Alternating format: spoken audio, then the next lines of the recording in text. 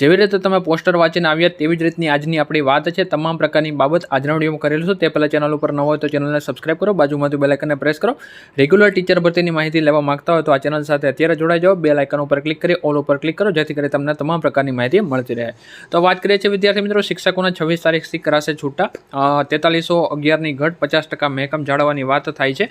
તો સમગ્ર બાબત શું આવે છે તેના વિશે વાત કરીએ છીએ। ધોરણ 3 થી 5ની પરીક્ષા શરૂ 26મીથી શિક્ષકોને છૂટા કરાશે। ધોરણ 1 થી 8માં અભ્યાસ કરતા અંદાજે 2,25,000 વિદ્યાર્થીની પરીક્ષા શરૂ થઈ। વેકેશન પહેલાં શાળામાં 50% મહેકમ જળવાય એ રીતે પ્રાથમિક શાળાના શિક્ષકોને છૂટા કરી દેવાશે।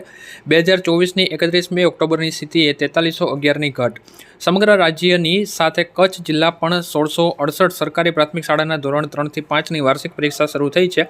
ત્યારબાદ ધોરણ 6 થી 8ની શરૂ થશે, જે 23 એપ્રિલ સુધી ચાલશે। ત્યારબાદ 25થી જિલ્લા ફેર બદલી મંજૂરી કરવામાં કરાવેલ પ્રાથમિક શિક્ષકોને છૂટા કરવાની પ્રક્રિયા શરૂ થશે। જોકે શાળામાં 50% મહેકમ જળવાતું હોય ત્યાંથી જ છૂટા કરવામાં આવશે। કચ્છની 1668 સરકારી પ્રાથમિક શાળામાં ધોરણ 1 થી 8માં અભ્યાસ કરતા અંદાજે 2,25,000 વિદ્યાર્થીની પરીક્ષા શરૂ થઈ છે, જેમાં ધોરણ 1 અને 2નું ઔપચારિક મૂલ્યાંકન થતું હોય છે, પરંતુ ધોરણ 3 થી 8 સુધીના વિદ્યાર્થીની પરીક્ષા લેવાતી હોય છે, જેમાં સોમવારે સવારે ધોરણ 3 થી 5ના વિદ્યાર્થીને ગુજરાતીના પેપર પરીક્ષા શરૂ થઈ ગઈ છે। ત્યારબાદ ધોરણ 6 થી 8ની શરૂ થશે, જે 23મી એપ્રિલ સુધી ચાલશે। પરીક્ષા પછી 2 દિવસ સુધી પરિણામની વિધિ ચાલશે।